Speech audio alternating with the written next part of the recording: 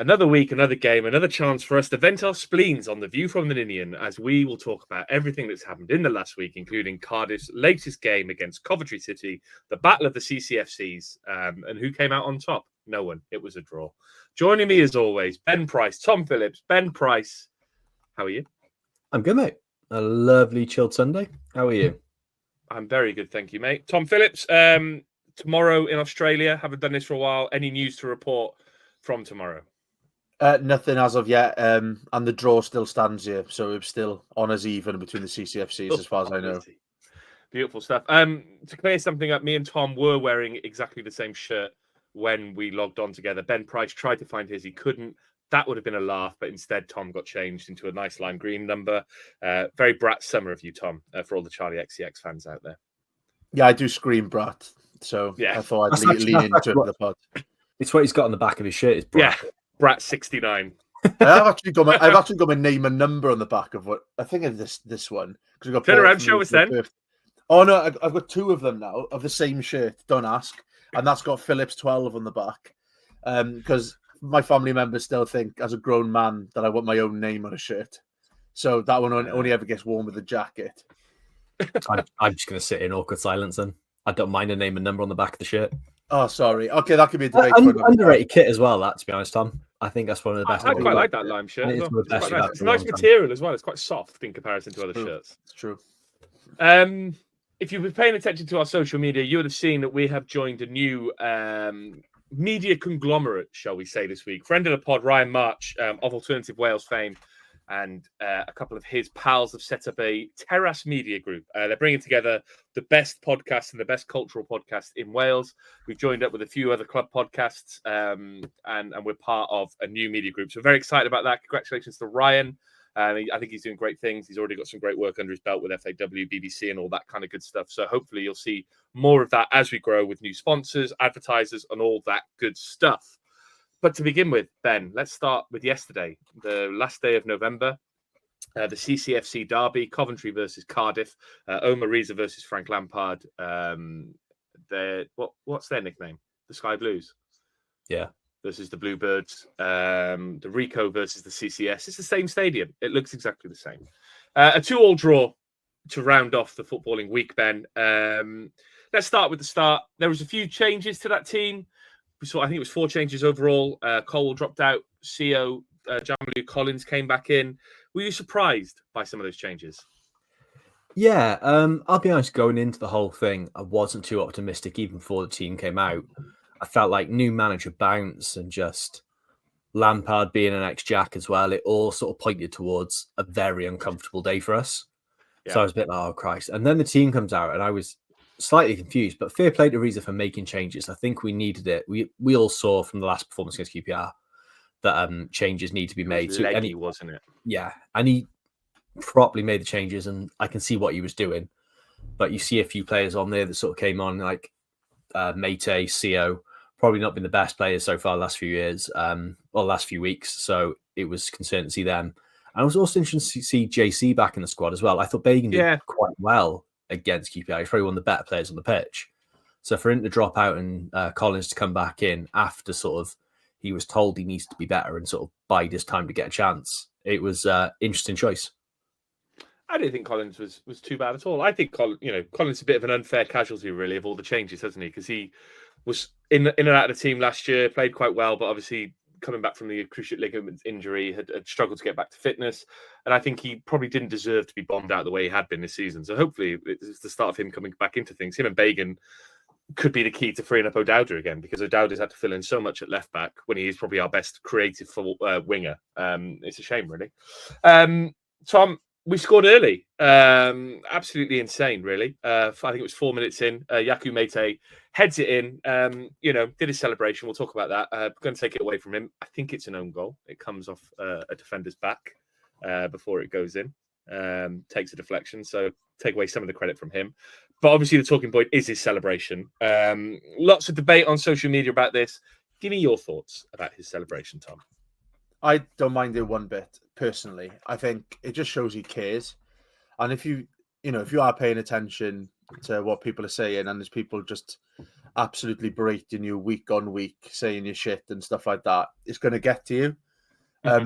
And if his reaction is him scoring a goal and then cupping his ears, as long as he scored the goal before the cup in the ears, I don't really mind it. So, and to be fair to him, look, I wouldn't say he's one of our better players. I wouldn't say I'd be gutted if he left the club to go to another club. Like, you have players where like you get to see go, he wouldn't be one of those. But I don't think you could ever fault his effort. I think there's been games this season where he's done a job when he's come off the bench. He's done some decent stuff defensively. He puts himself about. He wins free kicks in high areas and stuff like that. So I didn't begrudge the bloke. And I think probably some of the criticism he's had is a little bit unfair because it verges on getting a bit personal rather than just about performance. And I think that's where the line is. And I think that line has been crossed by many people many times. So I don't mind it really. If he wants to show his frustrations after a goal, then crack on. If you're going to have 2,000 fans screaming at you and giving you all sorts of shit, especially like in home games now where you can hear people knocking about because it's empty there. You can hear individual comments and stuff. The more and more I listen to like players on podcasts and stuff, you realize that they do hear these comments and, it does sit with them and it does have a bit of an effect. So personally, if fans are going to dish it out, if they're going to get really sensitive about one cupping of the year and a tweet, then I think they need to take a look at themselves, really. Ben, your thoughts? I agree with a lot of what Tom said. The tweet, I think, was spot on. A lot of what he said was bang on. I've got more time for the tweet than I have probably the celebration. It's not even the action he did. It's more that the celebration felt very Ken Zahor, I'm back-esque. Sort of to do what he did, I think he needed to have contributed more before he went on sort of like a bad spell. It's been 2 years of well below average football from him. To score one header and sort of cup his ears. I get he's frustrated and I get a lot of what he's saying and everything he said on social media justified, like completely agree with it. But also is a bit of like, you haven't quite been good enough to earn the right to give the big one as much as you did. It's a sort of little from column A, little from column B, but then also the amount of people that got completely butthurt by it and overreacted from it just sort of justifies his actions as well in a way. It's a 50-50 thing for me. Wouldn't have done it personally, but I can see why he's done it. I think it's probably the best way to sum it up. The Welsh Wombat on Twitter, Jim, said the thoughts on Maete's social media post after the game. Had a superb game today, but was that enough to effectively tell the fans to wind their necks in, given how he's played up until now this season? And obviously the tweet he put out said, deserved better this afternoon, but we go again. Some of you can still try and make me responsible for everything when it's not going well, but I will always give 100% to the end with a smile on my face. Thanks for the support always. And I think I'm caught between all opinions on it really, because I'm a classic centrist in that regard. But I think when things aren't going well, players are going to be scapegoated. And I think he's right. Maete's not the overall problem with the club. There's a lot of problems with the football club. Maete's not performing very well. He hasn't been performing very well over the games, but he will always give his best. And it doesn't always work, but it's not his fault that we don't have any other strikers to play. It's not his fault that Kanga's been a complete waste of time. It's not his fault that we've had to persist with him out of position on the left through the centre, and he's had to come in and out of the team while others are coming in and out as well. And I just don't think it's all on him that he hasn't performed as well as he could in that regard. There's a lot of players at this football club who have underperformed over the years, and there are better players than him who have underperformed as well. I think he's right. He's not the scapegoat for everything, but I don't think it's the right time to do that when it's one game, one goal. Like if you've had 3 or 4 really good performances, then you can kind of say, okay, where are the critics now? That kind of thing. If he backs it up next week, then fine. But at the moment, it's an isolated performance because he hasn't been playing that well recently, and he has had moments. I was at the West Brom game. He came on, I think, for the last 15 minutes, tried hard, but didn't acknowledge the fans at the end of the game. And it's like it kind of goes both ways, really, doesn't it? Like you can give it, but you've also got to give it in when things are okay, and you've got to clap the fans a little bit for their efforts as well. So, but I agree. I think there's an overreaction from some fans as well, because if you can go out. Like Tom, I've been at games with you where you're insistent that you don't go and boo players, you don't go and criticise players. But if you can walk down to the front of a stand and call a player pathetic, he can cup his ears to you, and you shouldn't really get up in arms about it.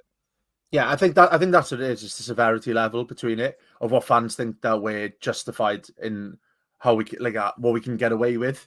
and it's one little hand movement. If that's triggering you, then you've got bigger problems.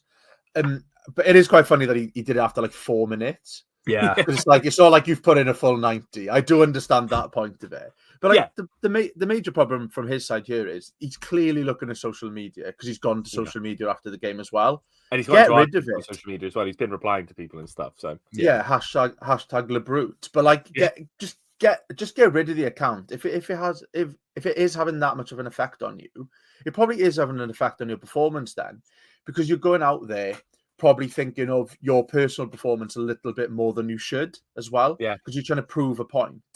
And, we shouldn't be, players shouldn't feel like they have to be away from social media. But in this modern age, if you can avoid it, get someone else to do it for you. Do your classic good 3 points with a tree emoji. Well done to the travelling fans. And hashtag LeBrute and move on. I think just leave it at that. Just don't get in anything more nuanced. Don't get into arguments with fans. Because we're all idiots. We're idiots. Like we change our mind every 2 minutes about most reactionary pod in the world. Exactly. So just avoid it if you can. What I would also say is I feel like there's some criticism of him that's a little bit unfair in the sense that he gets called someone who just works hard and doesn't really have any end product, but at the same time will criticize players for being laid back or lethargic or not trying enough. Like, Yak is a trier. He might not have an end product, but he's going to work hard when he's on the pitch and try and win headers where other players wouldn't, and try and do all that kind of stuff. Accept him for what he is. Really, he's not good enough. I don't think he's going to be here next year. And if he's listening, I take it all back. Yak, you're the best player in the world. But I just think that's the case, and I think it's probably more telling, isn't it, Ben, of the situation within the club as well. There's a lot of disjointedness in the club. We'll get to that in a little bit with the fans letter and all that kind of stuff. The player's now not sure who's going to be in charge and all that kind of stuff. And if he's responding like that, it probably feels like there's something going on behind the scenes that we're not seeing. Yeah, I think this might be a new record 10 minutes in and we're mentioned in the state of the club. But again, I think it's a really important thing to make of that I think we know Maete's not been the best. But again, he's probably as much of a victim in sort of the way this club's run as anything. He's been brought in to play for one manager, bought under one thing, sort of come in. A lot of change has happened. It's all just adds to sort of the shit show that's going on with this club. And like we said last week, players get affected by, or human beings get affected by, uncertainty. Everyone does. And it's going to affect your performances.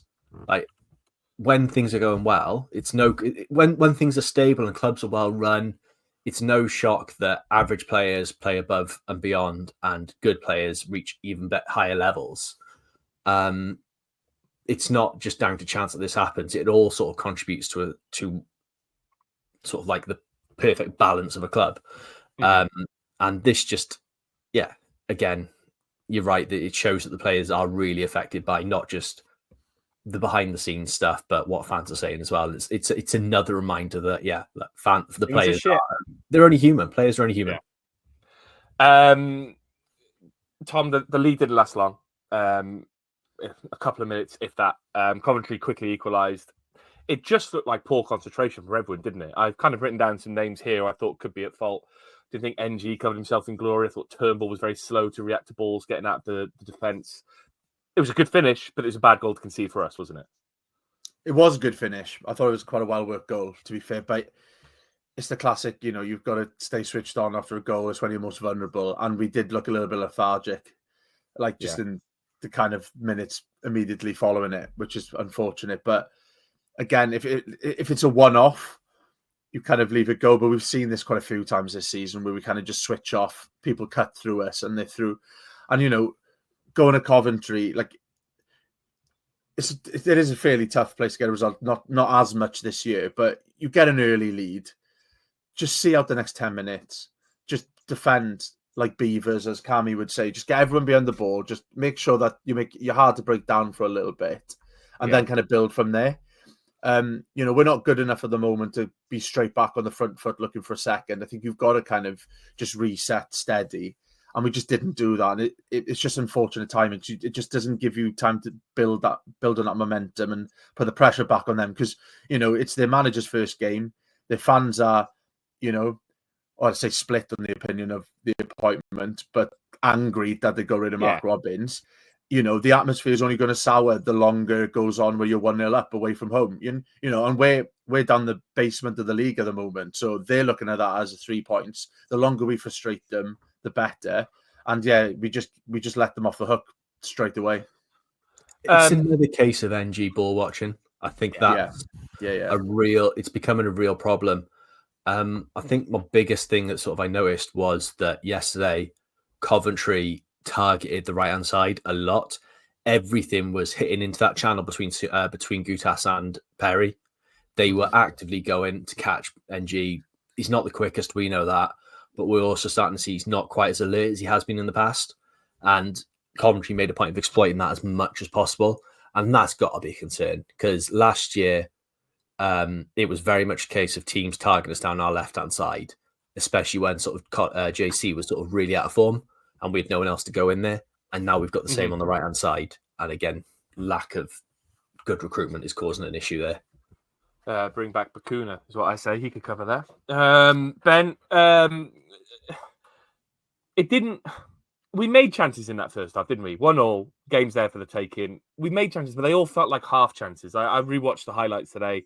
There's a Dye Turnbull shot that Callum Robinson almost gets on the end of the rebound, but he was offside. Good shot by Turnbull, probably not quick enough on the rebound or not cute enough on the rebound to get to it. Miete had a snatch shot that I think took a deflection and went wide, but it never really felt like we were going to peg them back or take the lead again in the first half, did it?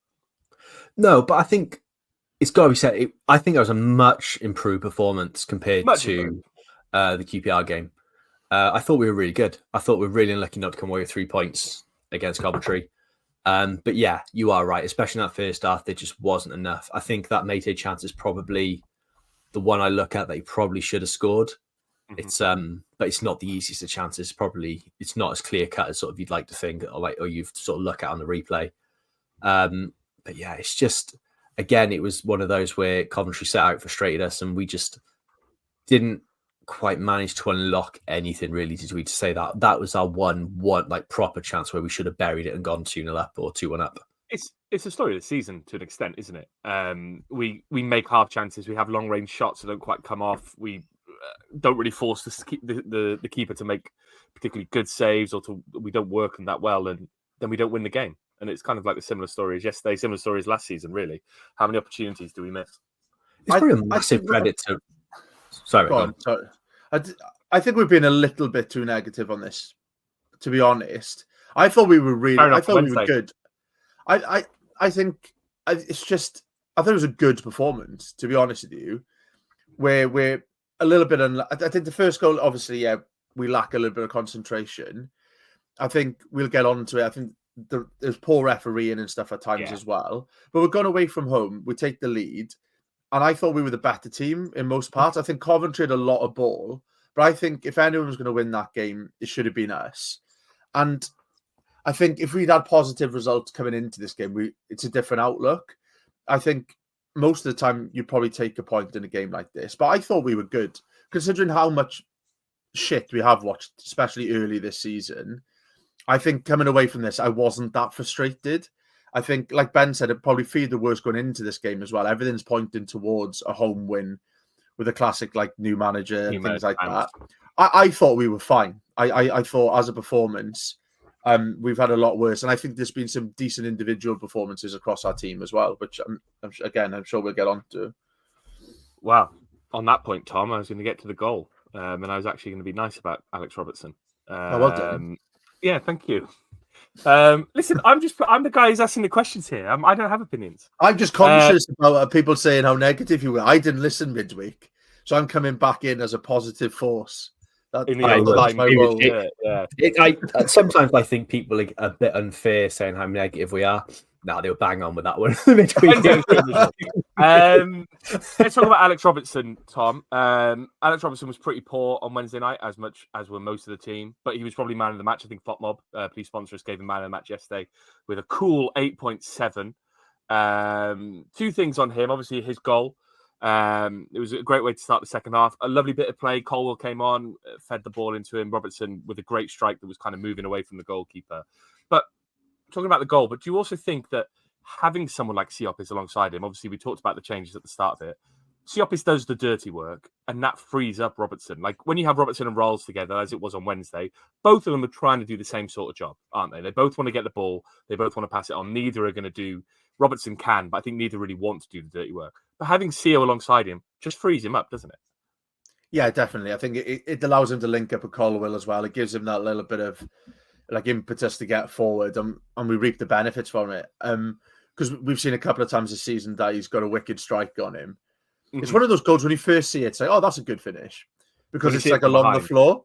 And then the more you watch it, he's like, that is a classy finish. Because goals like that are more impressive than the ones that go top corner, really. Because I think we said about his one earlier in the season, he meant to put it there.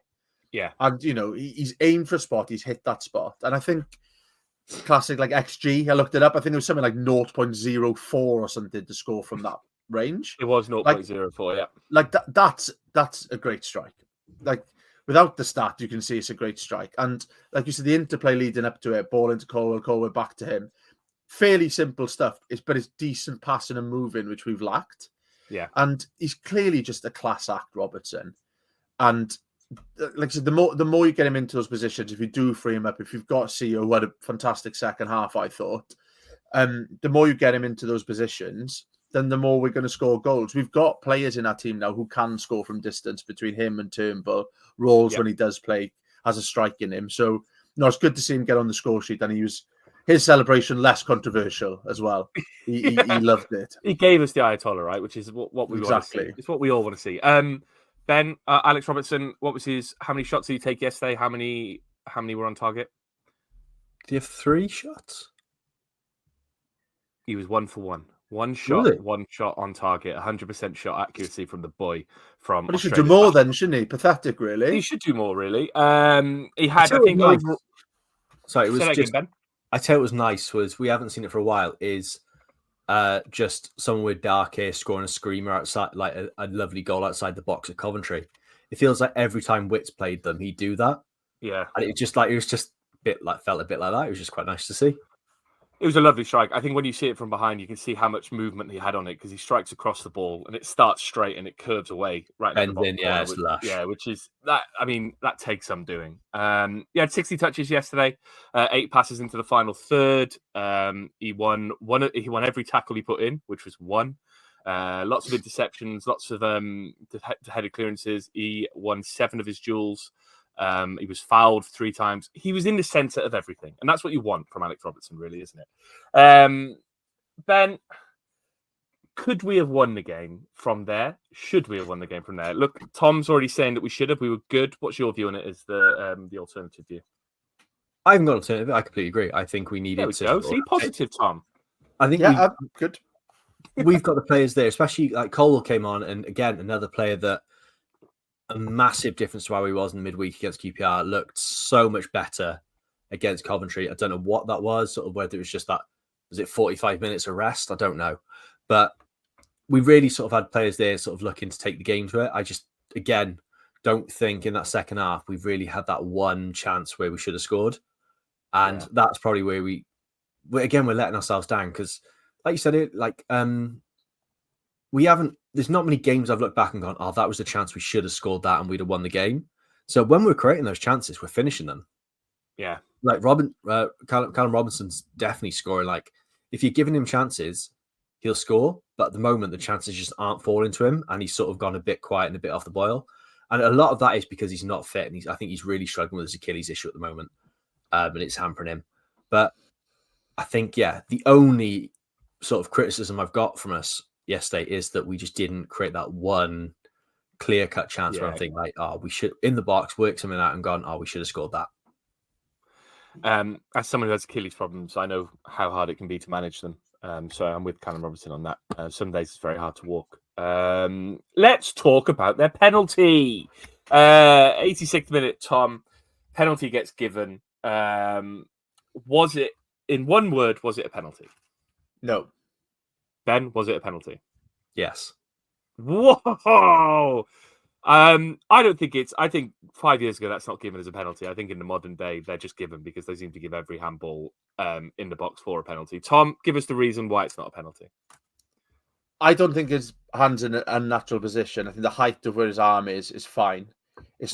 I know it's not the rule anymore, but there's no intent to block the ball going across. I don't think the referee had any intention of giving it. First of all, I know the linesman's in a better spot, but I just don't think it's a penalty. And mainly I'm just angry because I don't think we deserved it. But like, it just feels like the luck was against us there. But it's so frustrating. Like the handball rule is stupid when things like that are given. Doesn't make sense anymore. There's just no intention whatsoever. You can't chop a limb off every time a ball's coming into the, detach your arms every time the ball's going into the box. There's nothing more he can do there. It's not poor play. It's not intentional. It hasn't really denied his arms not out in front of him either. It's it's the side. Exactly, right? It's not like a height. It's not above his head or anything like that. And I just think it's soft. I think it's really, really soft. And like, I don't want to do the conspiracy thing, but I think if we're the home team, I don't think it's given. It's one of those ones where I don't know. He's carried away in the moment, giving it, and it's just a frustrating one because I think we did really, really deserve the win. I thought after the games I've led, go on, carry on. As I say, it's not given anywhere else on the pitch. To your point, I don't think that's given on the halfway line. It's completely innocuous. It's coming across the ball. It's come at him at a flash. It's not like he's miles away from it either. He's fairly close. I know he's not right in front of it, but I think to me, it's just soft. I get why they're given. If it was given to us, I wouldn't be complaining about it. But it's just a really frustrating one. Time of the game as well. I thought we were seeing the game out fairly well, and it's just you look at the table; it's so tight to the bottom. I think it's just a really, really frustrating one, and it could have really lifted us out of the, out of the shit, really. Ben, the alternative view, why do you think it was a penalty? First of all, I want to say, Tom, you're spot on everything you say, but it was a penalty because the handball law is a sham. Yeah. It's just not fit, is it? Yeah. By the letter of the law, it's a handball and it's a penalty. And I think Chambers has got away with more than a few this season already. True. A lot of them, a lot more blatant than that. But what was the one he did? What game was it? Luton, yeah. Yeah, he did 2 in 1 there. Yeah. Both of them were more handballs than sort of what he did against Coventry. But his arms away from his body, I wouldn't call it a natural position. It's sort of out like this. It strikes his hand. It's harsh. I completely agree, but it is a penalty. I think if it was the other way around and sort of Coventry, I agree with you as well. I don't think it'd get given if it was like at the Cardiff City Stadium for us. But I think we'd be clamouring that it should have been a penalty, should have been given. It's really unfortunate, but I completely understand why the linesman's given it, and sort of I think hopefully over the course of the season more linesmen will give more like that, and it'll work out in our favour at some point. But like I said, it's been coming with Chambers for those handballs, and I think he's finally been caught out. I think to your point though, Tom, the referee wasn't going to give it. He doesn't see anything in that. And I think there was some breakdown in communication apparently between the referee and the linesman through their communication system, because the referee is pointing for a corner and he kind of goes a couple of times to point to a corner, and then only then does he change his mind. And I think it speaks to kind of just confused officiating overall, doesn't it? The standard of refereeing across the Football League, let alone the Championship, has been abysmal this season.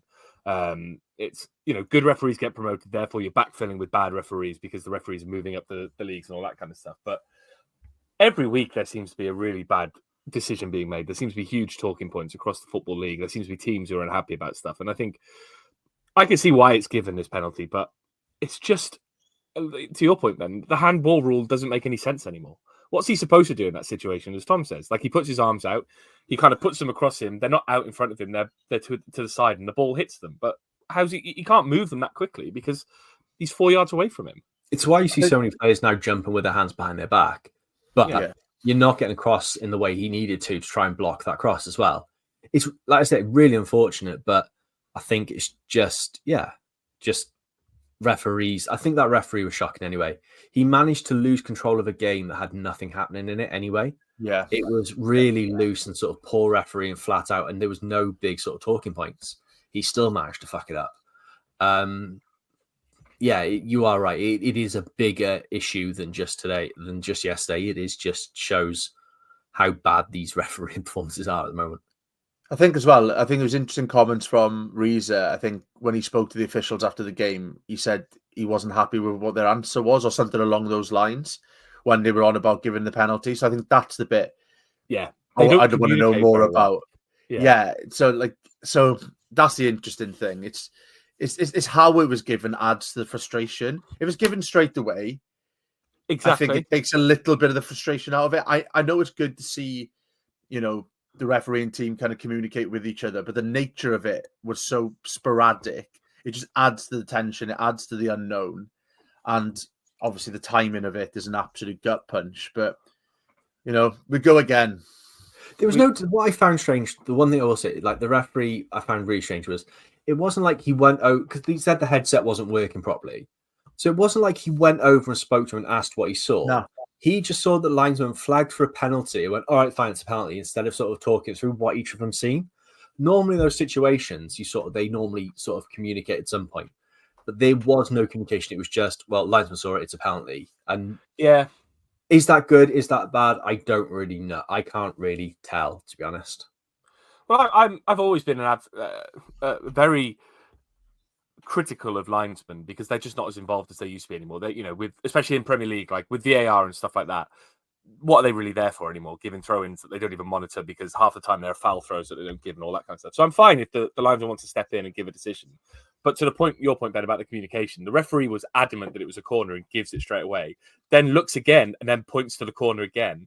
And then only then does he realise that the linesman wants to give a penalty. And that's fine. But like to your point, they don't go and communicate it. They don't really talk it through. It's just, oh, he must have seen it better than me. So it's frustrating. And they definitely haven't spoke over the headset because the whole time the cameras, like if you watch the replay, the whole time the camera's sort of like on the referee. And he's not said anything. He's not said a word. So, yeah, it's not like they've had any real discussion there. Ben, was it nice to see Reindorf get a game? Obviously, he's been training with the first team. He was taken to Coventry instead of playing in the Nathaniel NG semi-final, which obviously Cardiff then eventually lost. Obviously, he's not going to be our saviour yet, but it's nice to see him getting game time, isn't it? Yeah, perfect game for him to come onto as well. Open enough for him to actually have an impact, and the ball would have got to him. I think, like we said before, the QPR game, he ain't getting a sniff in that game. It just wasn't going to happen for him. So for him to come on there, he did really well. It wasn't sort of the dream debut or anything, but it's as solid as you're going to get for a player that sort of only spent like the last 6 weeks training with the first team. It's an exciting one. I think the only person that probably was disappointed with how it went is Wilfried Kanga, because after seeing that effort from Reindorf, I don't see how Kanga gets anywhere near the bench anytime soon. I think we're not going to see Kanga again. I think we'll see him at the club in January. He's not in the squads anymore. He's not even, you'd almost think like if you're looking to win games, you'd put all the strikers you can on the bench. The fact that we're not is quite telling. Yeah.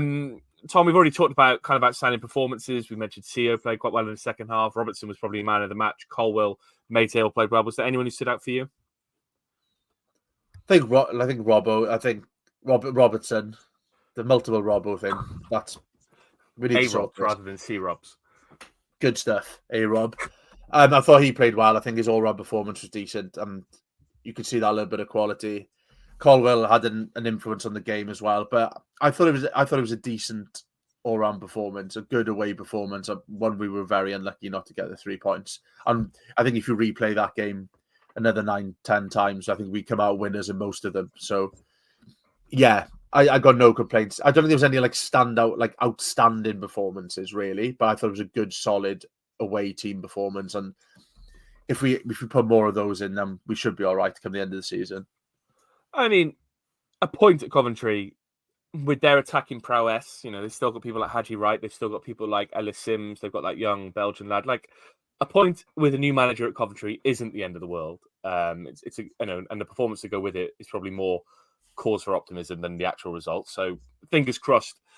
After QPR, it's the reaction we need, and we can go into Watford next week and piece together another really good performance.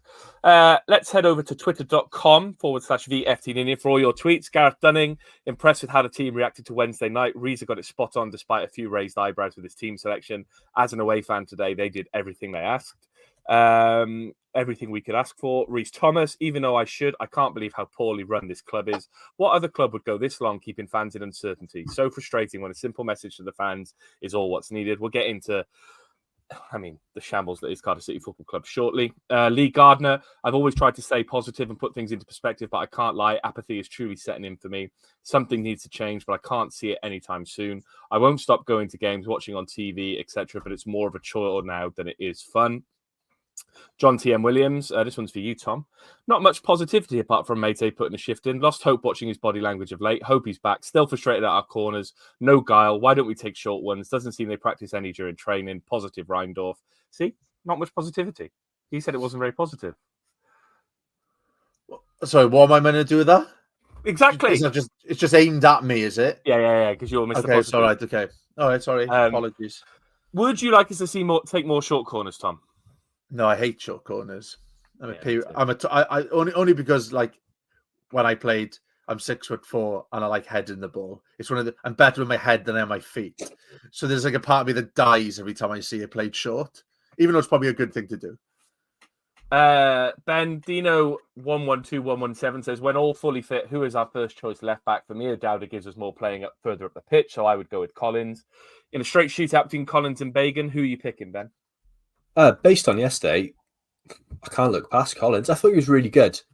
There's a lot more to come from him, but that looked like a lot more like the JC we've come to expect. I thought he was really solid, put some good last-ditch tackles and tried to get the ball forward.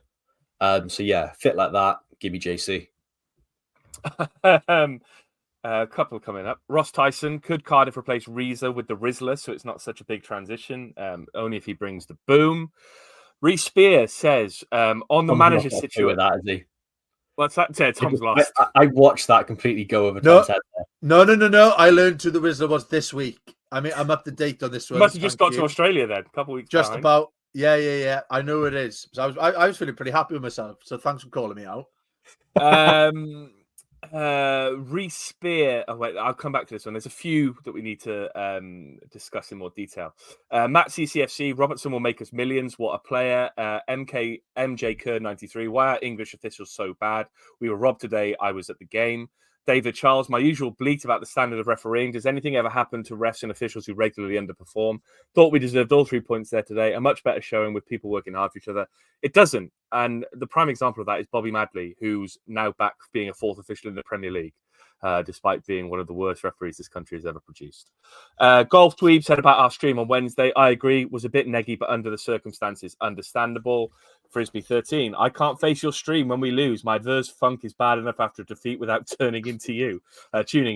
Sorry about that. MJCCFC, really tough to assess. Poor Wednesday, got a point, but good today, another point. Poor versus Wednesday, got a point, but good today, another point. Sorry, I thought it said poor on Wednesday. Those are good when you win at home, but midweek was the real letdown. Biggest concern is not making teams work for goals, both straight after we score in away games, and the two QPR ones were poor too. Ale, if football wasn't emotive and irrational, who would follow it? You do you. And then we've got a couple of big questions. These are the big ones that people put to us, lads. So get ready for this. Oliver Reese, you walk into a bar. What is your go-to drink of choice? And do you also purchase snacks? Ben, I know you don't drink alcohol, so what's yours? Don't mind a 0% beer. There's a couple going there. There's this is going to be wanky. There was a really nice craft peach one that Tiny Rebel had a few weeks ago when we were there. That was lovely. So I'll go with that. And what's your snack? Something like crisps. Can't go wrong. Tom, something Australian, Castlemaine 4X. I am drinking VB at the moment. I went from trying all the quirky shit, and I just like a VB. But like my snack of choice would be scampi fries back at home, though. Every single time. Normally about 3 bags. I'll just go with a pint of Estrella and a pack of pork scratchings. And I want a pork scratching that is really hard. That is route one. It's agricultural. Yeah. The best pork scratchings are the ones that are really hard on one side, really soft, and have got a few hairs on them. That's what I want to see. Bush Talasin, donuts, are you a ring sort of person, jam traditionalist, or into these newfangled custard or trendy Dunkin' ones? For me, it's a classic jam donut for me. Although Krispy Kreme currently have a cinnamon donut that tastes exactly like the old McDonald's cinnamon donut. which you don't get anymore. So I'm going to go jam or a cinnamon one. Tom, what's your donut of choice?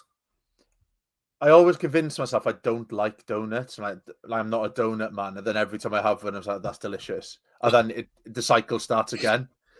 But I just quite like the really cheap kind of like cinema ones, the ones you can smell like in a shopping centre from about 400 meters away. The warm ones, like 5 for £2 style. Like there's one in Swansea. Obviously, that was my local thing. Would be Swansea to go to cinema as a kid. I think it was like Dinky Donuts. Yes, like those. Like I know that. And the by Joe's ice cream by Plantasia. Yeah. That's the bad boy. So that smell just comes to me every now and again. So I reckon that's the type of donut for me. Ben, I love the ones Tom's on about, but like these new sort of fancy donuts like Hull Cult. Who Cult? They're like Who Cult? Yeah. Fucking just unbelievable. Some of those. They are about 10,000 calories and like they're huge. They're diabetes in a donut, but fucking what a way to go. They're good. They are. I tell you what, I wasn't expecting you to be the like craft drink wanky donut man and me to be VB and Dinky Donuts today. Yeah, but it's nice. Thank you, Dennis. There, fair play. Yeah. And then the final one from Reece Spear on the manager situation: Shag, marry, kill. Mehmet, McCarthy, Slade. Shag, marry, kill. Maybe we shouldn't say kill. Shag, marry, avoid. Let's keep it PC. McCarthy, Mehmet Dalman, Slade. I'm going to go marry Mehmet. He's got the money. Well, he's got the money that we owe him. Probably shag McCarthy and I'd avoid Slade. I think Slade would be pretty boring. I think McCarthy would have a few stories to tell. So that's what I'm going to go with. Tom, you had a really thoughtful face then, so I'm going to come to you then because you looked off while stroking your chin. Oh, yeah, I'm taking it seriously. I think I'm the opposite. I think Mary Slade, I think he's bring you a toast and tea in bed, man. I think he's very thoughtful. He's a nice bloke. Nice. Wouldn't mind having him around. McCarthy, yeah, I think I'm avoiding Mehmet because I don't want to be near that bloke ever, to be fair. And I couldn't bring myself to say shag McCarthy then. So I just avoided Slade and moved on to Mehmet. But I've said it now, so it's fine. Ben? Yeah, I'm with both of you. I think McCarthy's going to be a one-night stand you never forget. I think like stories, everything about it, it's just a wild night in it. So I think that's the obvious one. It is then, what do you want? Do you want the loving, sort of caring husband that looks after you but is a bit boring? Or do you want a bloke you detest but has lots of money that you can take half of in the divorce? Exactly. And apparently I'm a money-grabbing whore, so I'll marry Mehmet and divorce him and take him for half of what he's worth and have half of that debt that Cardiff City owe to me. There you go. I'll wipe it off because I'm a good guy. Yeah, exactly. You're helping the club. Twitter.com/VFT Ninian for all your tweets. We try and read out as many as we can. Not as many this week, and that usually happens when things aren't going so well. Let's go over to Omar Reza. Just before we came to record this, the fan advisory board obviously published their open letter to the club with full support of the other supporters clubs as well. So the Supporters Trust are involved, Cardiff City Supporters Club, the Disabled Supporters Association, as well as the fan advisory board, basically urging constructive talks, constructive communication from the club and an update about what the hell is going on. Obviously, 70 days, more than 70 days now. I think Saturday was 69 days without a announcement about the manager, which is very nice. But now it's over 70 days. Things are rotten. There's no update about what's going on at the club. Reza is operating in that vacuum where there's nothing. He keeps saying it's up to the board to update people. The board are nowhere to be seen. They're absent at the moment. It's December. We're going into January. It's obviously a crucial time for the club. Ben, it's probably a pretty childish question, but how long can the board stay silent? Because I think they can stay silent forever. It's been over 70 days. We've not had any communication. It's a joke, isn't it? How long till TalkSport offering 50 quid to talk? I think that's probably the only way it's coming out, isn't it? It's Mehmet only does it if he gets some money from it. It's embarrassing. And it's embarrassing for Reza that he's got to constantly field these questions and say the board will talk and they're not saying anything. It's embarrassing that the fan advisory board that the club have looked to bring in have had to go against the club and write this letter. And supporters groups that Really, all they're there for, like the support, like the supporters club, the Disability Supporters Association. They're not really there to get involved in political matters of the club, but the club's being that poorly run that they felt that they've got to say something, they've got to speak up for it because they represent so many fans, which they do. Yeah. It's just embarrassing. And like, I don't get how Chew and Dalman aren't ashamed of this, but they won't be, but they should be. It's a really weird sort of thing of like, everyone else can know this is wrong, but how much of a shit do they really give? I think we're probably not going to find out. And well, the only way we're going to find out is if they give a response to this letter. How much they respect this fans, because this isn't a small group of fans. It's I think everywhere. It's all of us. The supporters club, the trust. I think there's there's a couple thousand members. There's a few hundred with the disability supporters group, and the fan advisory board is made up of people that were bought in to represent the fans. This is a wide group of fans sort of submitting this on behalf of every fan.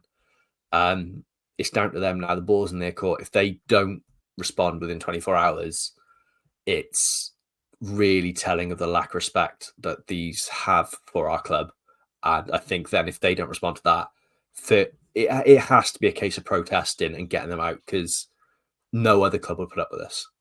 Ding, ding, ding. The protest word has been said. Tom, as Ben was talking about Chew, Dalman being responsive and they have to respond, you had a kind of wry look up on your face. Do you think they will respond, or were you just concentrating?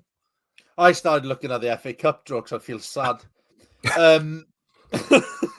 Tomorrow night, we'll talk about it. Yeah, so I was thinking about this the other day. It's like with the way the club's been run, we almost can't fault the amount of like money that's been put in and things like that. Like we look at wage bills and stuff, we're like fairly towards the top of it. It's just the running of it. It's just the lack of thought, the lack of like effort and time and just communication that falls down all the time. It's like there's plenty of other clubs that, you know, are completely skint. There's not much money being invested into the squad. It's just we've spent money at times and it's just been done badly. And just this whole managerial situation kind of highlights that. It's just the not knowing what to do. They don't know whether to stick or twist and kind of done neither. And it's just this delay of game tactic that they've gone for, where they're just not appointing anyone. It just doesn't do anyone any good. You know, we've had the Reza initial bounce because he's doing the audition, and now he doesn't know if the audition's still going on anymore. So we're kind of like stuck in limbo, and you know it is affecting our performances, and it's just frustrating. It's just we're a laughing stock. I've got people out here asking like, "How are you getting on this season? Who's your manager?" I said, "Oh, how long have you got?" Because it's just mental. The whole situation is bonkers, and I get why fans probably like switching off a little bit sometimes I just switched off to read the FA Cup draw. But like we have to speak about it week on week because it's still happening. Like the fact that we're over 70 days without knowing what the managerial situation is. I don't think I've ever seen anything like it. No. To be honest with you. No. I can't think of other.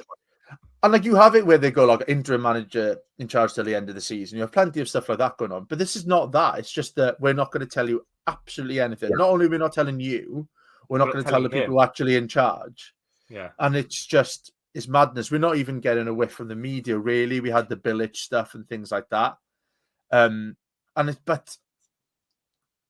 understand why apathy sets in then, because people are like, what's the point in this? We don't have a clue what's going on anymore. But there we go. I'm going to go back to the draw. Reza was asked, obviously, on the Football League highlight show, they were at the Coventry was the future game on there, and he was asked, the first question to him was about the job. And he said, I'm fed up of talking about it now. And it's quite interesting, isn't it, Ben? Because we kind of, when he was appointed as interim manager in the first couple of weeks, all he wanted to say was, I want this job. I really want this job. I'm going to do the best I can to show them that I'm the man for this job. And it's gone so far now the other way that he's just like, I don't even know if he wants it. Like, if this is how they're treating him as an interim manager during the audition, what's going to happen if he signs a contract and then 2 months down the line things don't go well? He's disposable to them, isn't he? And that's what it feels like, and that's why I feel sorry for him now. It's like they're just treating him with no respect. It's very disrespectful. And this is exactly why I was really hesitant for him getting the job in the first place. It's purely just because we know how they act. This isn't the sad thing is this isn't sort of like unexpected from them. Of course, This is quite consistent with how they behave and how they treat this club. Like Tom's argument about, I can't fault them for all the money they've been putting in. The reason the club they've run this club for over 10 years now. This is like the financial. You can't have 10 years of financial mismanagement and keep needing to pump money in without sort of some of the responsibility being on you and your mismanagement of all of it. Look, there's other things that have come out like the Sam Man stuff and all of that. Right, I get that, but if you're still chucking in £3 million or £2 million a month after you've owned the club for 10 years, you're doing stuff wrong as well. So stop hiding behind that excuse. It's just a mess. And Reza's just being humiliated week in, week out by saying, I don't know what's going on. Basically. Yeah. He's just a bloke that seems like a really good bloke. Just being absolutely shit on from above by people that just don't care. Yeah. Well, what happens, Tom? What happens now? We've got this letter. I'd written on here, could the trust, whoever, do more to put pressure on the club? We've seen Glenn, he wrote a piece last week, a very good piece about what's going on at the football club. Obviously, it was the precursor to this letter now. The letter's now come out. Like, it's fantastic. Hands up, maybe not critical of the fan advisory board, but critical of what it was going to represent, a kind of arm's length thing that the club would feed a little bit of information to, but wouldn't. But they're standing up and fighting for the fans alongside the trust, the DSA, and the supporters club.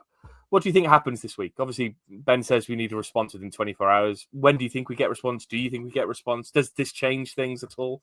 I want to think it does, but I just have no. I don't think it'll bother them. I just don't think it'll bother them. I don't think they're not going to react to media outcry. They're not going to react to fan outcry. I don't. Tan's enough away from it that he can just completely ignore it. I don't think he's scrolling through the ads on Wales Online to read the match reports like the rest of us. So I think he can avoid any, outcry and things like that. So I'm not. We should be making an effort. That doesn't mean we shouldn't try or anything like that. But I just think it'll fall on deaf ears, really. The worry is I'm 10 hours away from Malaysia here. I could pop in. Pop over if you could. Do you have a word? What Marisa did, just say hello. I've got a work hub in Malaysia. So perhaps if I could wrangle a couple of days out there, perhaps I'll go to see him. You're going to work later. So just say to your boss, look, I need to pop over to Kuala Lumpur for a little bit. Can I work from there? Yeah. I think that's it's perfectly reasonable. Well, I'll let you know next week. Reasonable. Reasonable. Yeah. Good stuff, yeah. I don't know what's going to happen was my answer. I don't know. Nobody knows. They don't know. I doubt they react within 24 hours because to them, I reckon they've got better things to do. Well, Ken Chu hasn't selling cars and that. He's not very good at that. Isn't it quite telling, Ben, that like it's quite hard to predict how they react to this sort of things? Like if we've had these, we've had Dalman and Chu involved in this club for 10 years longer in some cases, but it's still so unpredictable what they're going to do, isn't it? Like this is happening, but this is unprecedented in itself, this 70-day silence thing. So what's going to happen next is even more unprecedented because we've never been here before. Well, we sort of have. Don't forget when the trust put a letter out to them a few years ago. They just basically went, "Oh, well, you don't count. Yeah, not listening to you. You don't care. Don't acknowledge you. You don't exist in our eyes." Again, showing just a flat-out lack of respect to an organisation that still owns. It might be a tiny stake in the club, but they own a stake in the club. Every trust member is a shareholder in the club. Bizarre, isn't it? Mental. Yeah, you're right. We don't know how they're going to react to this, and they probably won't even react to it because they just don't care. They think they're above it all. They do, and that's the problem, isn't it? Really, they don't really understand that we're the custodians of the football club, and we'll be here after they're gone, and we were here long before they were gone. They were here. The other thing, Tom, that's emerged today, Steve Cooper has broken free from his bunker, or under the bridge, I don't know, has basically said that he would relish the chance to manage Cardiff City. It's from Phil Blanche, respected football journalist, but is unsure how the fans would react because of his background at Swansea. I I've seen a lot of people on Twitter seem quite happy to accept him, only if he doesn't bring Alan Tate. I mean, Cooper is the obvious choice, isn't he? At the moment, we've kind of disregarded all the other managers, Schumacher, whoever else. They said they weren't overly enamored with him. Cooper's now available. It makes sense, doesn't it? So tell me why you would or wouldn't want him as manager, Tom.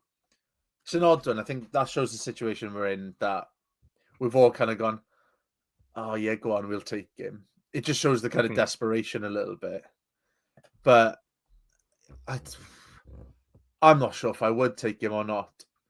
Just, I don't want this, like I don't want any association with like a manager who was at Swansea. Like, he really bought into them down there as well. It's not like he was there for a little bit and left.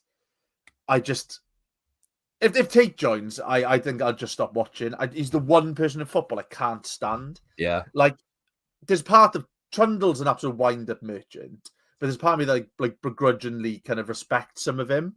Where Tate, I cannot hack him whatsoever. I genuinely think I'd rather Andrew Tate come as his assistant manager than him. Okay, that's a bit far. Okay, I'll take that back. We have crossed the Rubicon. Tom stole my joke book there, I think. Yeah, yeah. God, what's happened to us today? It's Freaky Friday sort of situation going on.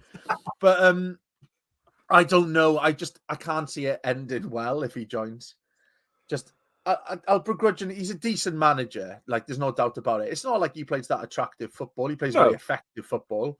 It's very traditional. He's done some very good things. Like his record of Forest and stuff is unreal. And if he does that with us, he'll become a hero straight away. But I just don't think we'll get to that point. I think with the general atmosphere around the club, I don't think he's the one to get us out of the funk at the moment. But, if he comes in, I'll get behind him. But we need someone. But I am not sure if he is the answer. Ben, what's your view? On paper, I think he's a really sound appointment. If you look at how he plays football and what he's done at other clubs, I think he's done a wicked job and will be a great appointment. The issue is the club he's done it at.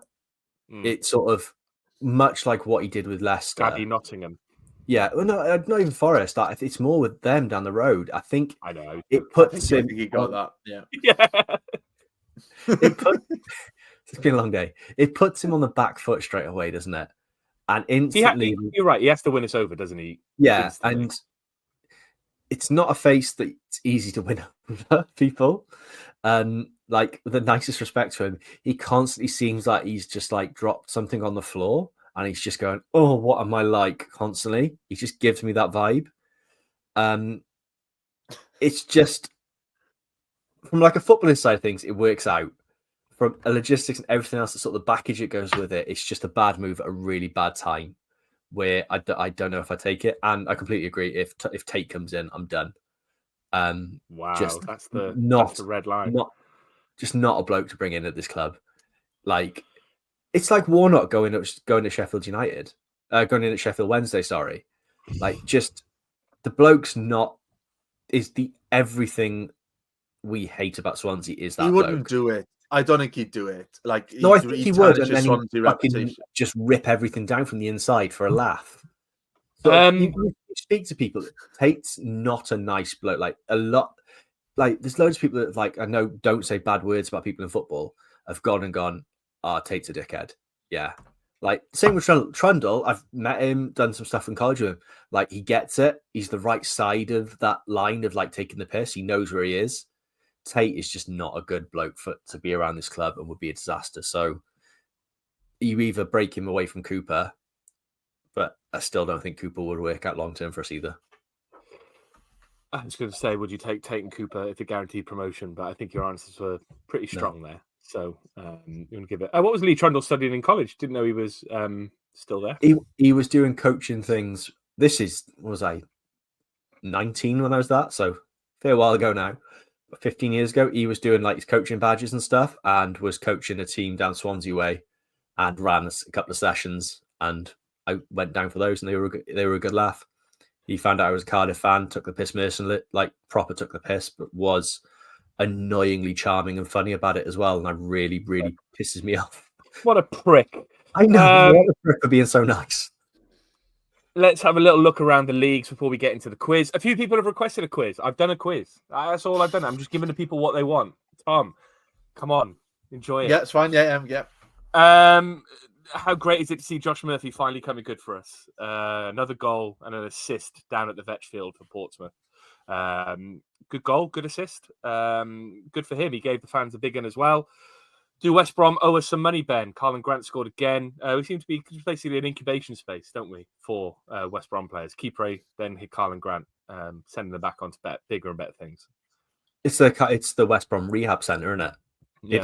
It is a bit weird thinking about it. Yeah. I didn't realize how well he was doing until I looked after you put this running order up. He's doing really well there. They're really impressed with him. He looks really good as well. Zaha, though. Yeah, that's true. Actually, that's very fair. Yeah, late compensation for Zaha. We need to carry on incubating for a while, I think. Yeah. Send us some more players. And tomorrow, I think it's tomorrow night, isn't it, Tom? You were talking about the FA Cup draws tomorrow night. It's today for me. It's tomorrow. Today for you. Sorry, I'll let you know we get. Yeah. Is it not tomorrow? It's Monday. The Monday with you, but I'm already on Monday. Yeah. This is good stuff. This is really good stuff. 7 p.m. Monday night, the FA Cup draw. Who do you want, Tom, and who do you think we're going to get? Obviously, we want West Brom at home. No, well, that's what we'll get. It'd be something like that. But I don't know. You want Tamworth, right? Or so, Tamworth, Bromley. You'd want Ben James, I reckon. Yeah. Or Dagenham, because there's not as many like little names in there this year. Well, no, I mean Harborough lost 5-3 to Reading. Kettering went out today, and it was all because of no replays. They went to extra time, and the pro clubs won. Yeah, it's kind of killed off the buzz bit because I was going through the list, and there's not many names that jump out there at all. Really, they're all pretty classic teams. But yeah, I think even someone like Morecambe, I reckon, would be quite good. I just don't want a boring home tie. You could have Morecambe, Accrington, even someone like Lincoln, who haven't played for years, Leyton Orient, Dagenham and Redbridge, Doncaster, just someone a bit different, isn't it? Ben, who do you want? Two do stand out: at Tamworth away or Accrington Stanley away. Yeah, I can't remember if we've played Accrington Stanley in my lifetime. It's sort of one of those. I can't remember I can't remember playing in my lifetime. No. So that'd be a really or Salford. I know he's not there anymore. I was going to say the Declan John Derby, but he's gone from there, isn't he? St Mirren. Yeah. So yeah. So you basically want the highest ranked team you can: Liverpool, Chelsea, Everton away because it's their last year at Goodison, or you want the lowest ranked team. You don't want anyone in the middle, do you? Good shout. No, you don't want another championship team. But even then, I don't want. I want an excuse to fly over. That's what I want. All right. Well, an excuse to fly over, and I think Everton away might be it. You didn't go to Goodison, did you, in the Premier League, yeah? No, and I'm really, really fucking bitter about it. So, well, we'll probably play them next year, but they'll be in their new ground. So that's what it is. That's 7 o'clock tomorrow night. Hopefully, we'll get a good draw. On to the quiz, lads. Are you ready for this quiz? 7 questions. We'll just figure it out as we go along. You can write it down if you want. I don't care. Question 1. Don Murray holds the record for the most consecutive games played for Cardiff City. So that's the most appearances in a row. How many appearances did he make in a row? There's no points for being close, but I guess if you both get it wrong, whoever's closest will get the point. How many appearances did he make in a row? Snap answer, Ben. What are you going for? 137. 137. Tom? 71. Ben, you were mightily close. 146. Oh, that's bonkers. In a row. I don't know how many seasons it was across, but it would have been about 4 or 5 doing that. And given how rough football was then as well, to avoid a broken leg that long is impressive. Yeah, it's amazing. Question 2. Chris Gunter is the youngest player to get an international cap while playing for Cardiff. So he was a particular age when he got this cap that makes him the youngest player to get an international cap while playing for Cardiff. I want that in years and days, how old he was, Tom. Why should I know that? Love Wales, don't you? I do love Wales, it's true. So much so I moved 20,000 kilometers away from it. 17 years and 112 days. Ben? I'm going to go shithouser here. 17 years and 113 days. Tom, did you say 112? Yeah. Well, you are closer. He was 16 and 299 days. Fuck. That's 1-1. Shove that to shit house. There we go. Question 3. Since the turn of the millennium, Dave Jones has been our longest serving manager. How many games did he manage during his time at the club? Ben? 370. Tom? I'm not going to shit house No. him. Tom? Yeah. 401. 315. So Ben, you were closest. Fair. I want one season. Since the turn of the millennium, Alan Cork has the best win percentage of any manager. What was his win percentage? I'll take it to 2 decimal points. Tom? 38.8. Ben? 46.7. Ben takes the points, 48.53%. Well, we did a bloody quiz on this, and there was higher numbers than the one I just said. That was well before that. I mean, that was only the Vincent Tannier. I didn't have the stats for that. Yeah. So Ben, that gives you 3 points to Tom's 1. Question 5.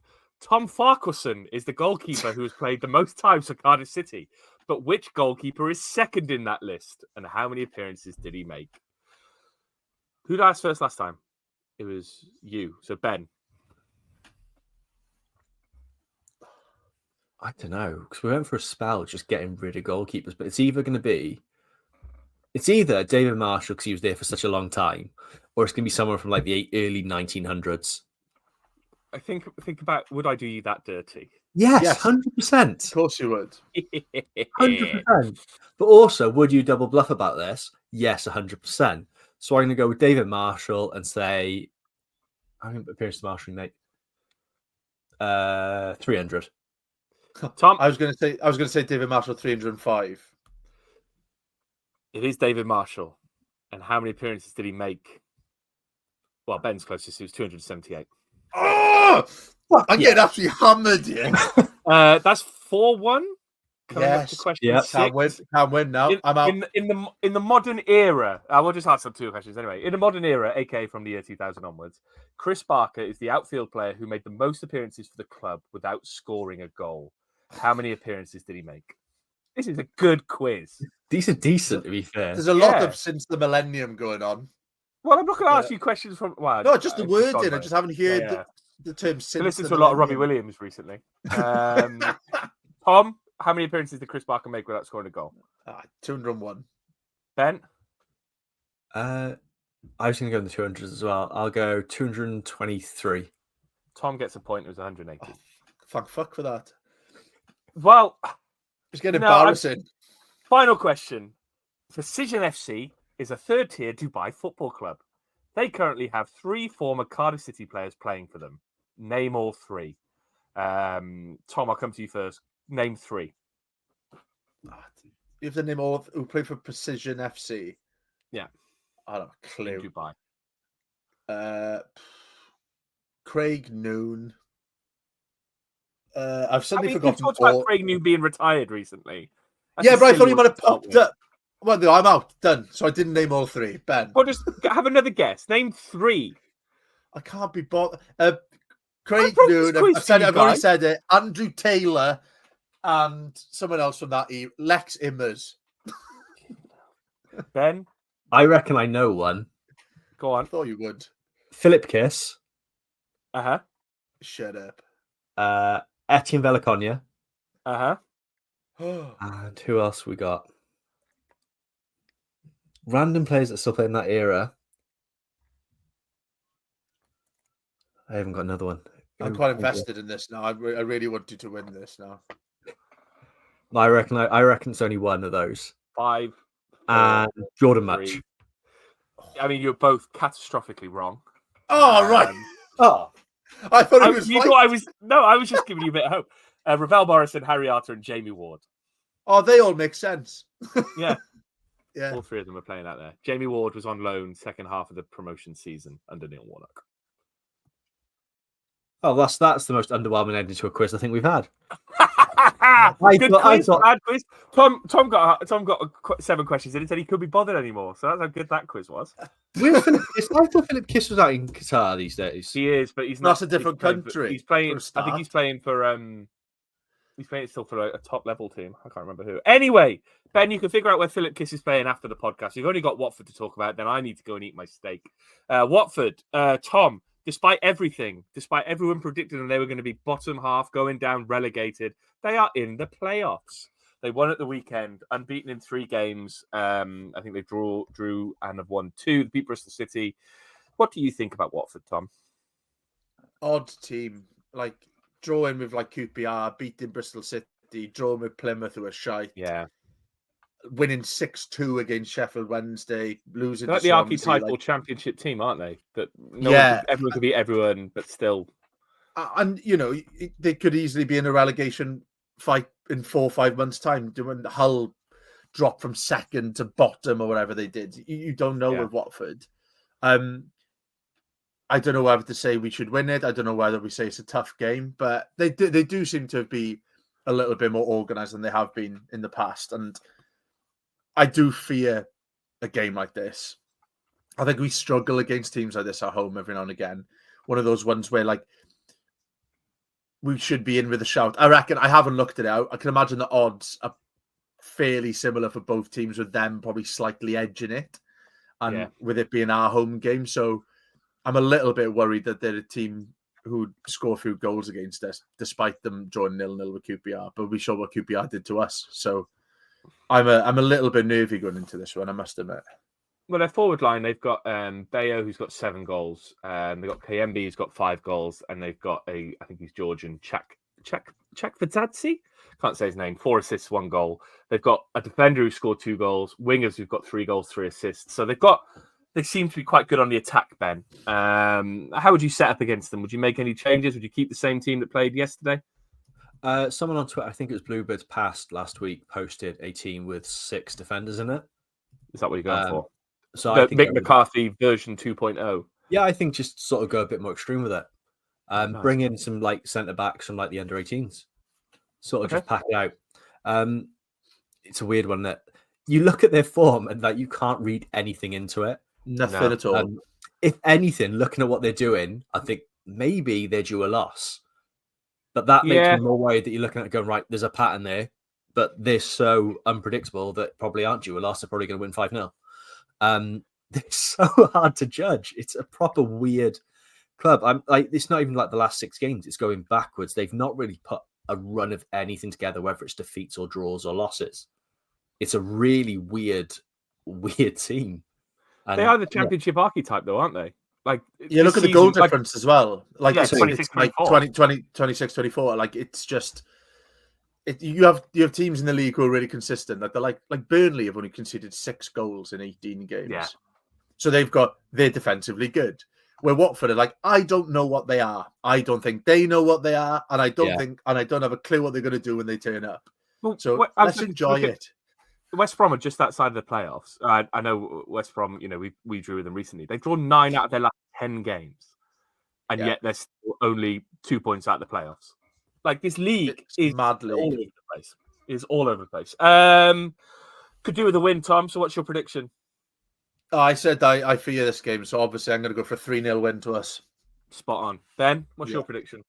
We don't have a good record against Watford, do we? Away we do.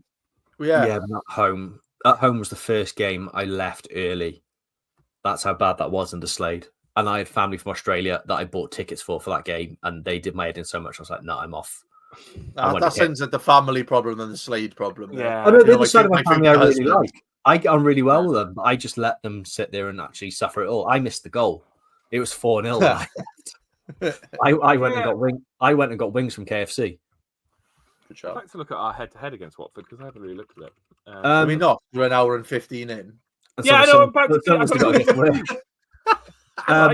to go for prediction. 2-0 loss. 2-0 to Watford. 2-0 to Watford. All right, I'm going to go 1-0 Cardiff. Josh Bowler's going to score like he did last season. I forgot great about him. goal. Yeah, it was a great goal. I've seen us win every time I've got to Vicarage Road, but I've seen us lose to Watford every time I've seen them play at home, even going back to like Ninian Bark era. I don't think I've ever seen us beat them at home. No, the only time You I got- count it- is yeah. the year we got promoted in red, and they had Doesn't 2 count. players sent off.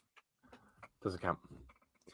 Yeah. Doesn't count. I remember Jonathan Hogg breaking Craig Conway's foot. That's all I really remember about the Watford games at home. That was any standout memory. Anyway, we have completely lost track of this. 1 hour 15 in.